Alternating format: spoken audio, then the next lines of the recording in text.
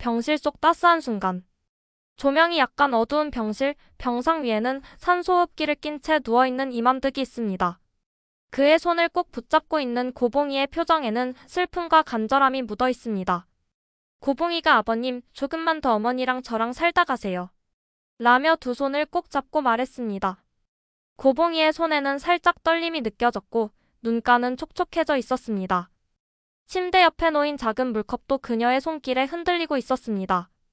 병실에는 심장 모니터의 일정한 소리와 그녀의 조용한 숨소리만이 들리고 있었습니다.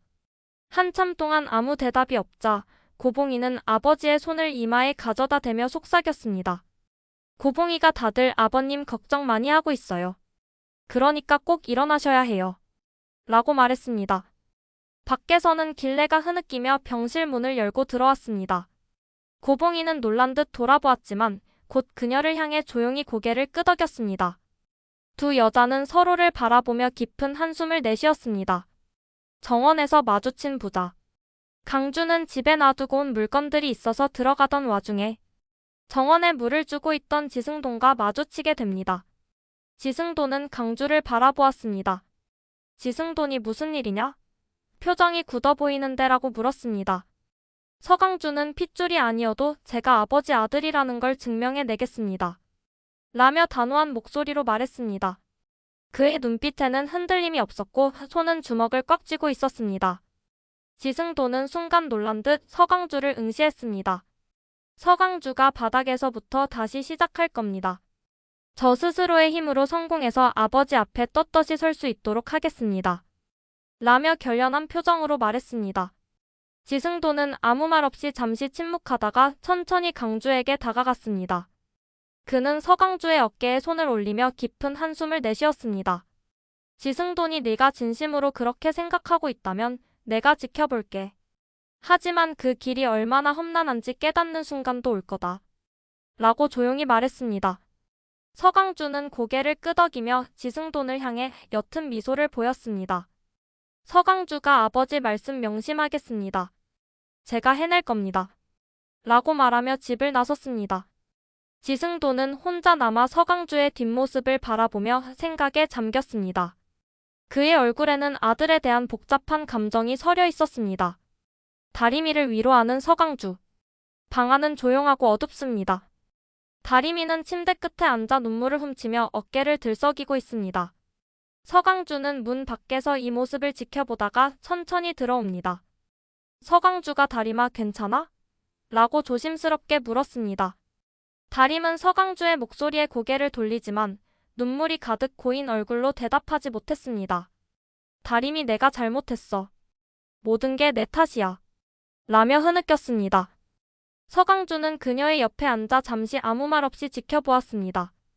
다림이 눈물을 닦으며 떨리는 손을 내려놓자 서강주는 조용히 다림의 손을 붙잡았습니다. 서강주는 넌 잘못한 게 없어. 내가 이렇게 아파하는 걸 더 이상 볼 수 없어. 라고 속으로 말했습니다. 서강주는 어두운 산길을 따라 걸어가며 어머니의 땅에 묻었던 돈이 있는 장소로 향합니다. 그의 손에는 작은 삽이 들려 있고 마음속에는 복잡한 감정이 얽혀 있습니다. 땅을 파헤치던 그는 흙 속에서 캐리어를 꺼내들며 깊은 한숨을 내쉬었습니다. 서강주가 지금 당장은 이 돈도 중요하지만 다리미가 우는 모습을 보는 건 더 힘들어. 라고 혼잣말하며 결심했습니다. 침대 밑에 다시 돈을 천천히 깔아두고는 조심스럽게 방을 빠져나가려다가 방 안에 들어오는 다림과 마주쳤습니다. 다림이 이게 뭐예요? 라며 놀란 눈으로 물었습니다. 서강주가 다림아, 이 돈은 내 가족을 위해 필요해. 더 이상 자책하지 마. 난 괜찮아. 라고 진심 어린 목소리로 말했습니다. 그냥 주는 거 아니야. 잠깐 놔두는 것뿐이야. 그러니까 미안해 안 해도 돼. 우리 엄마 이 돈 없어도 아무 문제 없으니까 아무 생각하지 말고 일단 놔둬. 다림은 강주를 바라보며 눈물을 쏟았습니다. 그녀는 서강주에게 다가가 그를 와락 끌어안았습니다. 다림이 정말 미안해. 그런데 너무 고마워. 라며 흐느끼는 목소리로 말했습니다. 그녀는 서강주의 두 볼을 양손으로 살포시 잡고 미소를 지었습니다.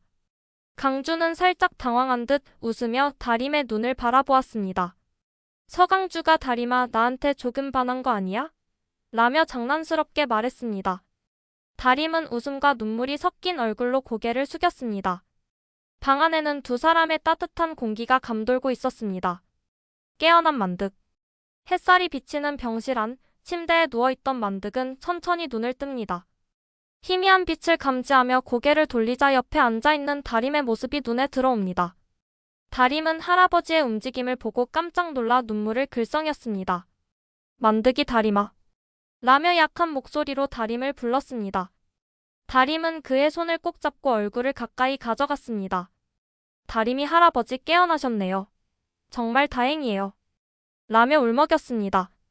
만득은 자신의 상태를 살피기보다 다림을 바라보며 미소를 지었습니다. 만득이 다림아, 내 눈은 괜찮니? 잘 보이냐? 라고 걱정스럽게 물었습니다. 다림은 할아버지의 배려심 깊은 말에 눈물을 흘리며 고개를 끄덕였습니다. 다림이 잘 보여요, 할아버지. 정말 잘 보여요. 그런데 할아버지가 깨어나 주셔서 제가 더 고마워요. 라며 손등으로 눈물을 닦았습니다. 만득은 약하지만 따뜻한 미소를 지으며 다림의 손을 가만히 쓰다듬었습니다. 만득이 그럼 됐다. 할아버지는 이제 괜찮으니 울지 마라. 라고 힘겹게 말했습니다. 다림은 그의 말에 다시 한번 울컥했지만 밝은 미소를 지으려고 애썼습니다. 다림이 할아버지 정말 감사합니다. 저희 곁에 오래오래 있어주세요. 라며 진심을 담아 말했습니다. 병실 안은 두 사람의 따뜻한 기운으로 가득 찼고 다림과 만득은 서로의 손을 꼭 붙잡은 채 잔잔한 미소를 나누었습니다. 조금씩 싹트는 정.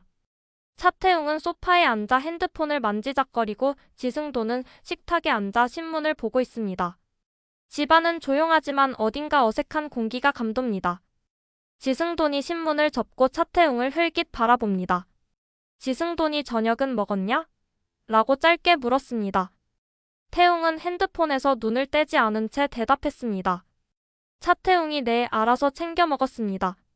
지승돈은 뭔가 더 말을 꺼내려다 멈추고 다시 신문을 펼쳤습니다. 시간이 흘러둘 사이에 침묵이 길어집니다. 지승돈이 냉장고에서 음료를 꺼내고 있습니다. 태웅이 뒤늦게 주방으로 들어오더니 물을 따라 마십니다. 지승돈은 태웅을 잠시 바라보다가 입을 열었습니다. 지승돈이 너 회사에 입사한다고 들었다. 힘들진 않겠니? 태웅은 냉수를 한 모금 마시며 퉁명스럽게 대답했습니다. 차태웅이 힘든 일은 다들 하죠. 저만 그런 것도 아니고요. 지승돈은 태웅의 반응에 작게 한숨을 쉬었지만 목소리는 여전히 차분했습니다. 태웅은 지승돈을 힐끔 쳐다봤지만 아무 말 없이 컵을 씻기 시작했습니다. 차태웅이 솔직히 이렇게 지내는 게 저한테는 쉽지 않네요. 지승돈은 예상치 못한 말에 눈썹을 살짝 찌푸렸지만 곧 고개를 끄덕였습니다. 지승돈이 그렇겠지. 내 입장에선 당연한 일이다. 나도 네가 이렇게까지 힘들어하는 걸 보니 마음이 편하지 않다. 태웅은 잠시 머뭇거리다 다시 말을 이어갔습니다. 그냥 좀 어색해요. 지승돈은 깊은 한숨을 내쉬며 태웅을 바라보았습니다. 지승돈이 태웅아, 나도 다 설명할 수는 없다. 하지만 내가 너한테 미안하다는 마음만은 진심이다. 둘 사이에 짧은 침묵이 흘렀습니다. 태웅은 고개를 숙인 채 소파에 앉아있고 지승돈은 천천히 손을 들어 태웅의 어깨에 얹었습니다.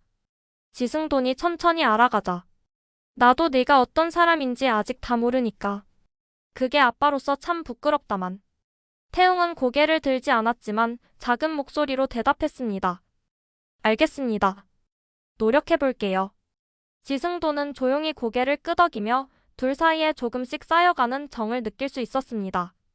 여기까지 23화 예상 줄거리였습니다.